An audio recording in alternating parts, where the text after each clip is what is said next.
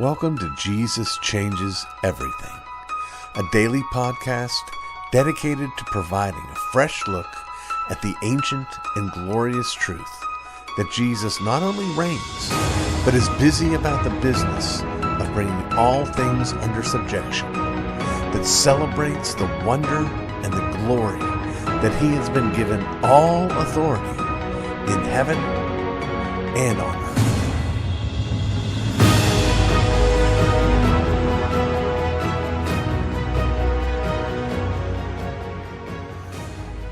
A great number of bad things happen when you fail to understand the significant difference between the nature of government and the nature of freedom. It has been said, and rightly so, that government is organized force, and it's not at all uncommon when you say this to somebody for the other person to hear an insult. But when I say government is force, I'm not trying to insult anybody or anything. Government is supposed to be force. That's its nature. Romans 13 says that God gives civil government the power of the sword. That's the power to compel. The problem is when the sword is used for the wrong things. Well, in today's ism, I'd like for us to consider one of those terms that is often used in a pejorative sense, but it's a term I'm perfectly happy to own, and that term is isolationism. And isolationism is a school of thought, if you will, within the realm of political foreign policy. It is the foreign policy embraced by our first and perhaps greatest president ever, President George Washington, who, when he left office, warned those coming behind him to beware of and avoid what he called foreign entanglements. What the Bible calls grabbing a passing dog by the ears. Now, I want to make some important distinctions here so that we understand what we're talking about. An isolationist is not the same thing as a pacifist. In fact, it was doing an ism on pacifism that made me think I need to do one on isolationism. An isolationist is not someone who is opposed to any and all wars. Rather, an isolationist is someone who would oppose two kinds of wars and support one kind of war. The two kinds of wars that the isolationist opposes are wars that result from foreign entanglements. You sign a treaty with country X signs a treaty with you. The treaty says, in essence, if someone attacks you, we're going to consider it an attack on ourselves, and we're going to come to your aid and to your defense. Well, you can see that there's a reason why that might be appealing to certain nations, because it sort of gives you a greater sense of protection. But the lack of appeal, or the pushback from my perspective, would be, it also gives you at least twice the opportunity of having to go to war. And not in the context that you can necessarily control. When your ally does something to maybe provoke somebody else and you got to go, that's not the right way to go. The thing about alliances is this: if they are necessary in order to protect borders, then maybe our borders are too big. In fact, the more alliances you have, the more border you have, so to speak. Now, the second kind of war that the isolationist objects to is, of course, aggressive war. Let me give you an example of both of these kinds of wars. When the United States entered into World War I, there was a great deal of pushback from the citizens of this country against involvement in that war. It was seen by and large as a European war. And there are various and sundry conspiracy theories that suggest that the sinking of the Lusitania was intentional so that that act of provocation would get us involved in the war. There's all sorts of questions about what kind of munitions may or may not have been on board that ship, or may and may not have been given to our more friendly European nations during that time. I don't know, but I do know this. Nobody declared war on us. That the Lusitania was sunk in open seas, not in the harbor in the United States. Our country was not attacked. And when a ship leaves the security of this nation, it's no longer a part of this nation. So those are the two that they opposed. An isolationist, however, is perfectly willing to engage in wars of defense. When our nation and our borders, not our national interests, not our geopolitical advantage, is attacked, then of course we should go to war. There's no question that we should. Who could oppose that? Well, I guess a pacifist could oppose that. But isolationists are not pacifists. What they are, at the end of the day, people who are committed to principles laid out more than 1,000 years ago that describe what the church would say is, in fact, just war. Because at the end of the day, however complicated things might be, at the end of the day, the easiest, best shorthand to define what is just war and what is not just war is this: just war is defensive war.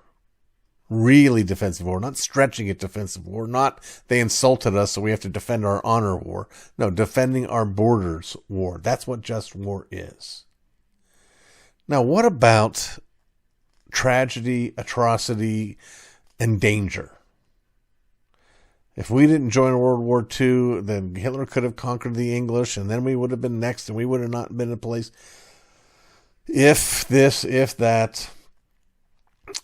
Again, at the end of the day, I'm not buying it. I'm not buying it at all. What about the humanitarian argument? Well, here's what I would say about the humanitarian argument. Let's say that, just for the sake of argument, that some dictator in the Middle East is a cruel and horrible tyrant, and he is using mustard gas on his citizens and killing them, and we're appalled and aghast. Well, if you think that's worth going and fighting against, then by all means, go fight against it. But it's another thing altogether to say, not only do I think I should go fight against it, I'm willing to use the force of law to send other people in harm's way.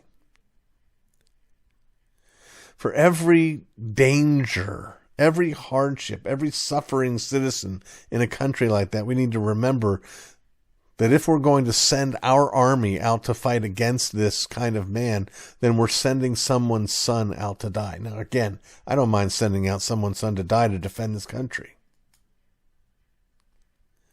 But then I'm an isolationist. And I think you should be too.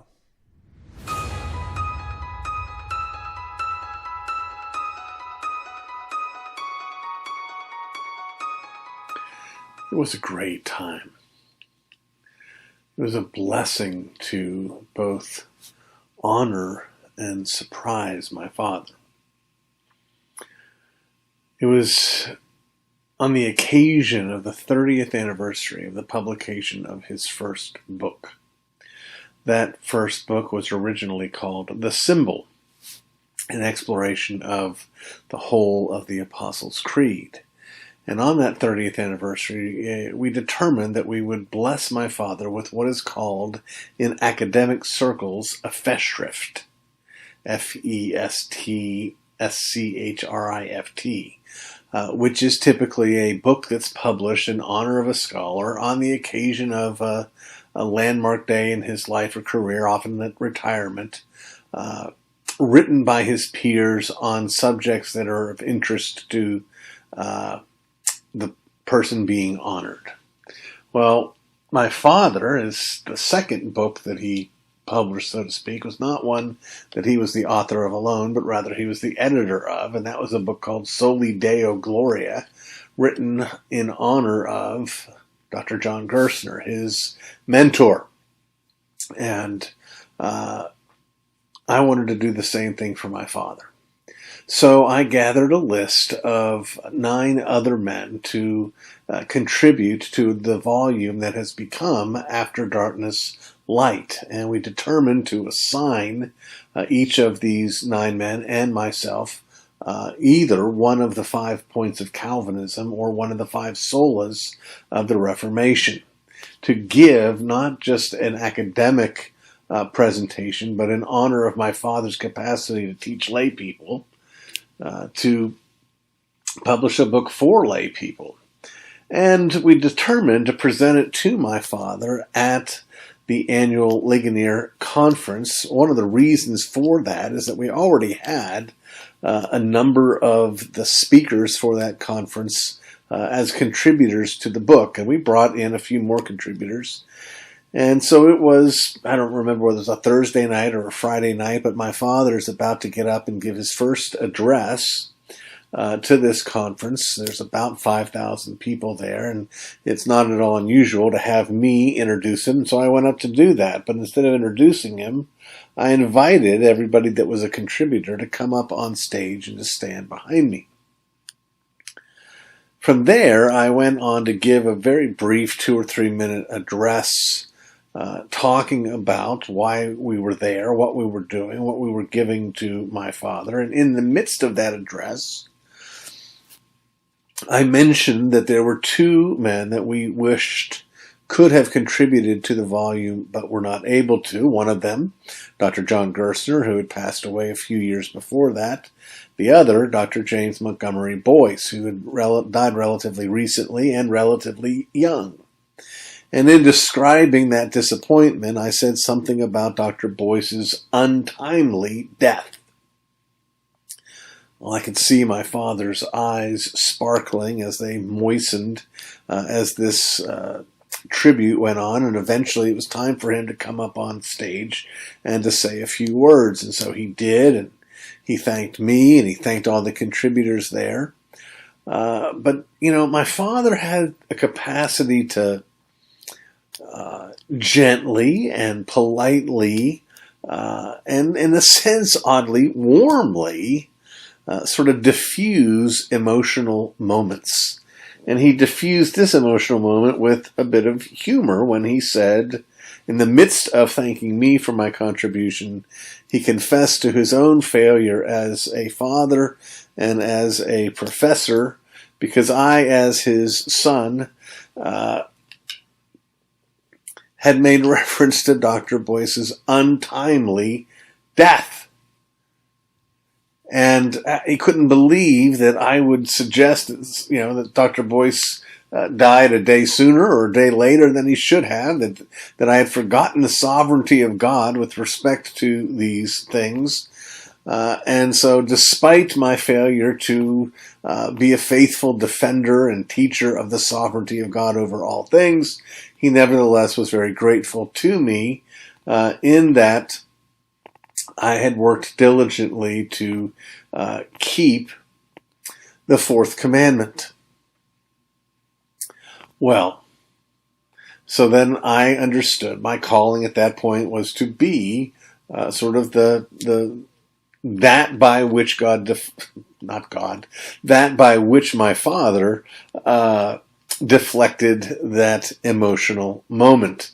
And so I went back up to the microphone and I dismissed the other contributors, and I said to the assembled crowd that I was quite ashamed and sorry for having made reference to the untimely death of Dr. Boyce, and that certainly it was absolutely true that this was part and parcel of God's sovereign plan, and that there is no such thing as an untimely death, and that I appreciated the gentleness with which my father had corrected me. And I went on to say that it was my zeal and my passion to seek to honor my father and not to bring embarrassment on him, which is why I determined not to mention the fact that when he praised me for seeking to honor him, he cited the fourth rather than the fifth commandment. I'd like to believe that little payback was actually an occasion of pride in my father's heart, that he was able to see that not only could his son take it, but that he could dish it out as well. My father and I had a great time together, and some of that involved good-natured ribbing.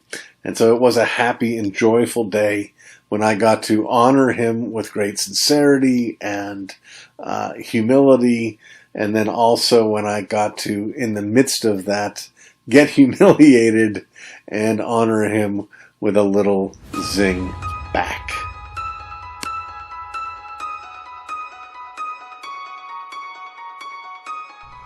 I am, along with my co-author and friend Paul Derry, putting the closing touches on a book that we Call Me Barabbas.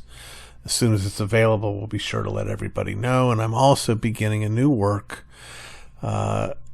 taking the pensées of Blaise Pascal and trying to make them a little bit more accessible for younger students. And I think those two things have worked together to have me thinking a little bit more than normal about writing.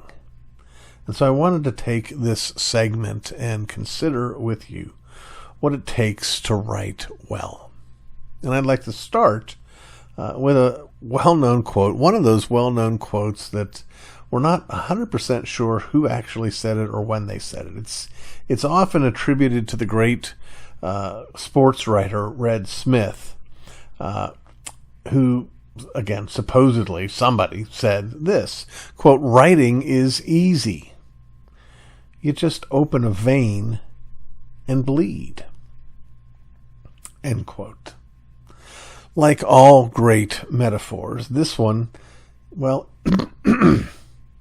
this one invites us to slow down and examine its many facets.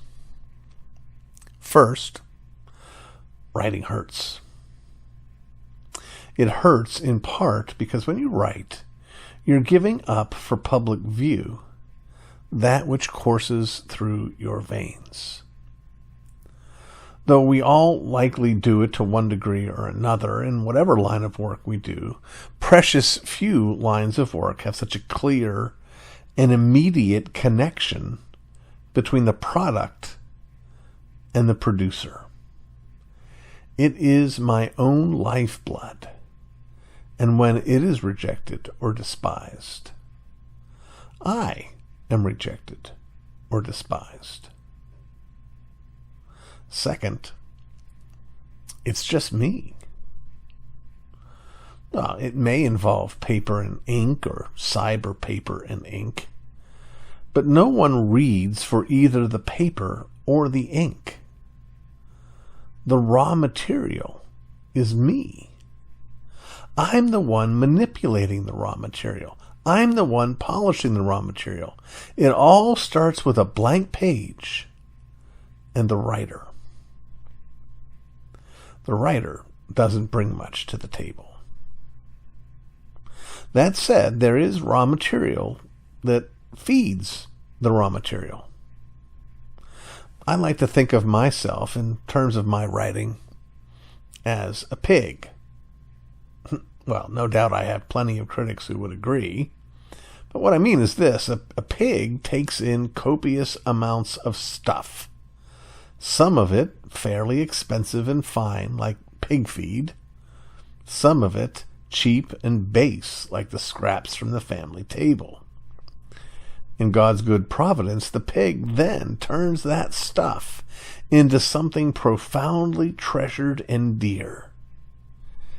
Bacon. But it takes more than just consuming to get that done. The pig has to die. In like manner, I consume copious amounts of stuff. I read fancy books written by theological giants, and I read blog posts and magazine articles by acerbic wits. But I also take in my surroundings and my circumstance. I'm always watching or reading, consuming, or mulling, digesting, or bleeding, giving up the bacon. We're often told to write what we know. I would add that writing as bleeding requires that we write what we care about. We can't expect our readers to invest in that which we ourselves are only mildly interested in. When we describe our favorite sports team, we affirm, "I bleed black and gold." Everyone's favorite sports teams wear black and gold, right? When we write, we need to be pouring out of us what matters most to us. Finally, bleeding, or the circulatory system, comes naturally to us. In like manner, we should write as we speak. You don't need to discover your voice. You need to understand that your voice is your voice. The scary thing about writing is it's just you. The easy thing is it's just you. Fake you, affected you, no matter how charming, can never be as good as real you. Use your rhythms, your vocabulary, your diction, your blood. Okay. Finally,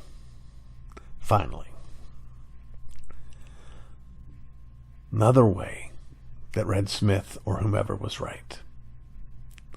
The moment your blood stops flowing, you die. With writing, it is the same. Write as often as blood is flowing through you. Or, to be more clear, write always. On the other hand, know when to stop. You've been listening to the Jesus Changes Everything podcast, a production of Dunamis Fellowship, the teaching outreach of Dr. R.C. Sproul Jr.